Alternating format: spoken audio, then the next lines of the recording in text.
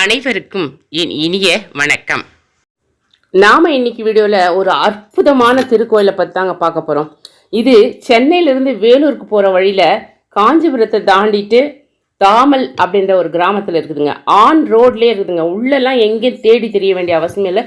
ஒரே இடத்துல 3 திருக்கோயிலுங்க.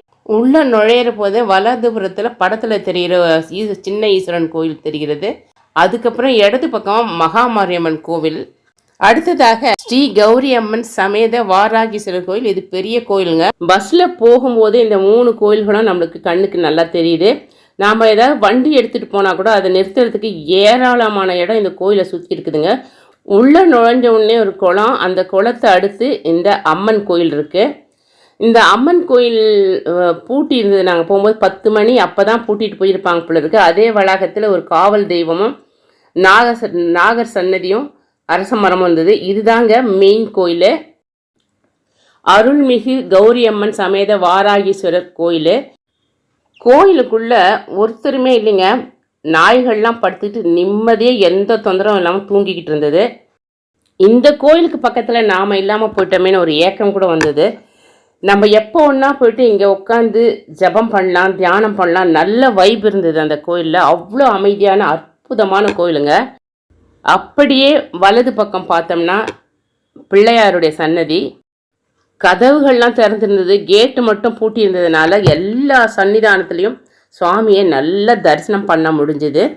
அடுத்ததாக இடது பக்கத்தில் சுப்பிரமணிய சுவாமி சன்னதி. வள்ளி தெய்வனோட முருகர் அற்புதமாக காட்சி கொடுத்தாரு. அடுத்ததாக பைரவர் சன்னதி. ஸ்ரீ பைரவர் சன்னதிக்கு பக்கத்திலேயே ஸ்ரீ கௌரி அம்மனுடைய சன்னதியும் இருந்தது. இந்த கோயில் 3000 வருடங்களுக்கு முந்தைய பழமையானது. அடுத்ததாக துவாரபாலர்கள் நல்ல உயரமாக கம்பீரமாக ஈஸ்வரன் கோயிலுக்கு முன்னால் நின்றுறாங்க. இதுவே அதனுடைய பழமையை பறைசாற்றுகிறது. இது ஒரு ராகு கேது பரிகார ஸ்தலமும் கூடங்க. இங்கே கால சர்வ தோஷமும் நிவர்த்தி செய்யப்படுகிறது. காலத்துக்கு போகிறதுக்கு பதிலாக இங்கே வந்து செய்தாலே அந்த பலன் கிடைக்கும்னு இங்கே ஸ்தல வரலாறு சொல்லுது. இங்கே பிரார்த்தனை பண்ணிக்கிட்டா கன்னி பெண்களுடைய திருமண தடை நீங்குகிறது. மகப்பேறு இல்லாதவர்களுக்கும் அந்த குறை நீங்குது. பித்ரு தோஷமும் இங்கே நீங்கிறது அப்படின்னு சொல்கிறாங்க. உள் பிரகாரத்தை வலம் வரும்போது அங்கே இப்படி ஒரு யோகியினுடைய சிலையும் அமைந்திருக்கிறது. கன்னி மூலையில் கேது பகவானுடைய சிலை வடிவமைக்கப்பட்டிருக்கிறது. இந்த பகவான் கேது, இவரை வணங்க வேண்டிய நேரம் யமகண்டம். வஸ்திரம் சிவப்பு. தீபம் 7 நெய் தீபம் ஏற்றணும். நைவேத்தியமாக கொள்ளு. மலர் செவ்வல்லி. 7 முறை வலம் வர வேண்டும். கருவறைக்கு நேர் பின்னால் லிங்கோத்பவர் இருக்கிறாரு. அதைத் தொடர்ந்து பிள்ளையாரும் 63 நாயன்மார்களும் காட்சி அளிக்கிறாங்க. இன்னும் சில சிறப்பான சிவனடியார்களும் இருக்கிறார்கள். இறுதியாக 4 பெருமக்களும் இங்கே வீற்றிருக்கிறார்கள். வெளிப்பிரகாரத்தை வலம் வருவதற்கு முன்னால் ஸ்தல வரலாறை பார்த்துடலாம். இரண்யாட்சன் என்ற அரக்கன் மகாலட்சுமி பூமிக்கு அடியில் கொண்டு சென்று மறைத்து வைத்து விட்டான். அந்த விஷயம் மகாவிஷ்ணுவுக்கு தெரிந்து இரண்யாட்சிகனை வதம் செய்ய வராக அவதாரம் எடுத்து பூமியை குடைந்து தன்னுடைய கோரைப்பற்களால் வதம் செய்கிறார். இரண்யாட்சனின் ரத்தம் வராகத்தின் கோரைப்பற்களில் பட்டதால் தன்னுடைய சுய உணர்வை இழந்து விடுகிறார் விஷ்ணு. தான் யார் என்பதை மறந்த விஷ்ணு வராக உருவத்தினுடைய மூர்க்கமாக பூமியிலே அலைந்து திரிந்து கொண்டிருக்கிறார். இதை கண்ட 33 கோடி தேவர்களும் பூமிக்கு மீண்டும் மகாவிஷ்ணுவாக மாறி வைகுந்தத்துக்கு வரும்படியாக கேட்கின்றார்கள். ஆனால் அவர் தன்னுடைய சுய உணர்வை பெறவில்லை. என்ன செய்வது என்று தெரியாமல் எல்லோரும் சேர்ந்து கைலாயத்திற்கு சென்று சிவபெருமானிடம் முறையிடுகிறார்கள்.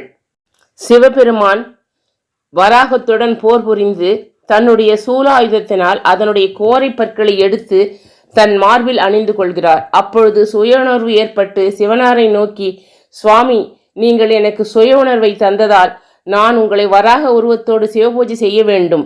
பிறகு நீங்களும் நானும் இங்கு வரும் பக்தர்களுக்கு அருள்பாலிக்க வேண்டும் என்று வேண்டிக் கொள்கிறார்.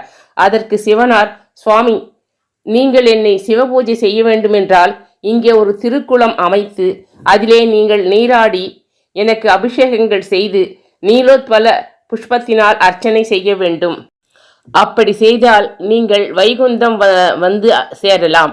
அதன் பிறகு நீங்கள் சொன்ன பிரகாரம் நாம் அரியும் அரணுமாக இந்த ஸ்தலத்திலே இருந்து அருள்பாலிக்கலாம். என்னுடைய பிம்பத்தில் சங்கு சக்கரமாக பொருத்தி இங்கு வரும் பக்தர்களுக்கு அருள் புரியலாம் என்றார். எனவே பல சிக்கல்களுக்கு தீர்வு கொடுக்கும் ஒரு ஸ்தலமாக இது அமைந்திருக்கிறது. அதனால் இங்கு ஒரு முறையேனும் வந்து வழிபட்டு பயன்பெறுங்கள். இந்த கதை எல்லோருக்குமே ஒரு பாடத்தை சொல்லுதுங்க. தீயவை தீய பயத்தலால் தீயவை தீயினு மஞ்சப்படும். உதாரணத்துக்கு இப்போ டீனேஜ் பசங்க இருக்காங்க இல்லைங்களா, அவங்க அதில் ஒரு பையன் ரொம்ப நல்லவனாக இருப்பான், நல்ல குடும்பத்தில் பிறந்து பக்தி எல்லாம் நார்மலாக செஞ்சிட்ருப்பான், நல்லவனாக இருப்பான். அவன் இந்த சினிமாலாம் பார்த்து கெட்டு குட்டிச்சவராக போயிட்டு தான் கெட்ட ஒரு பையன் வாடா நம்ம பிறந்த நாளுக்கு ஜாலியாக ட்ரிங்க்ஸ் அடித்து கொண்டாடலாம், அப்போ ஸ்டைலாக அவர் மாதிரி சிகரெட் பிடிக்கணும்டா, இவர் மாதிரி ட்ரிங்க்ஸ் அடிக்கணும்டா அப்படின்னு சொல்லி அவனை கூட்டிகிட்டு போயிட்டு அவனை மூளையை செலவு செய்து குடிக்க வச்சுருவான். அதுக்கப்புறம் தேவர்கள் போல் எத்தனை அப்பா அம்மா உடன்பிறப்புகள் சொந்த பந்தம்லாம் எவ்வளோ அறிவுரை சொன்னாலும் அந்த பையன் திருந்துறதே இல்லை. அப்படியே கல்யாணம் ஆகிட்டு குழந்தை பிறந்து அந்த குழந்தைங்க சின்ன ஸ்கூல் போகிற பசங்களாக இருப்பாங்க, அதாவது 4வது 5வது அந்த மாதிரி போகிற பசங்களாக இருப்பாங்க. அந்த வயசில் கல்லீரலுக்கு அழுகி அவன் செத்து போயிட்டு குடும்பத்தையே நிற்கத்தையாக நடுத்தெருவில் நிறுத்திடுவான். இது போல் 2-3 சம்பவங்களை நான் நேரில் பார்த்ததுனால இதை சொல்கிறேன். இது ஒரு உதாரணம் தாங்க. எல்லாருக்குமே ஒருத்தரோட பழகும்போது நல்ல நட்போடு பழகினா நம்மளை நல்ல பாதையில் செலுத்துவாங்க. அதே தீய நட்பு நம்மளை கெடுத்துருவாங்க. ரொம்ப ஈஸியாக நம்மளுடைய மனம் கெட்டு போய்விடும். ஆகையினாலே நாம் உஷாராக இருக்கணும் அப்படின்றது தான் இந்த கதையிலேருந்து நாம் தெரிஞ்சுக்கிறோம். இப்போ வாங்க வெளிப்பிரகாரத்தை வலம் வரலாம். கோயிலின் வெளிப்பிரகாரம் விஸ்தாரமாக அமைதியாக காற்றோட்டமாக இருக்குது. நிறைய மரங்கள் அடர்ந்திருக்கு. உலகத்தில் எங்கே கிடைக்கிற ஆரோக்கியமான காற்று வேறு எங்கேயும் கிடைக்காது பொழுது இந்த கோயிலின் ஸ்தல விருட்சம் வில்வ மரம். இங்கே ராகு கேதுவும் பிரதிஷ்டை செய்யப்பட்டு பக்கத்திலேயே ஒரு அம்மன் மண்டபமும் இருக்கிறது. இங்கேயும் ராகு கேது பரிகார பூஜைகள் நடைபெறும்.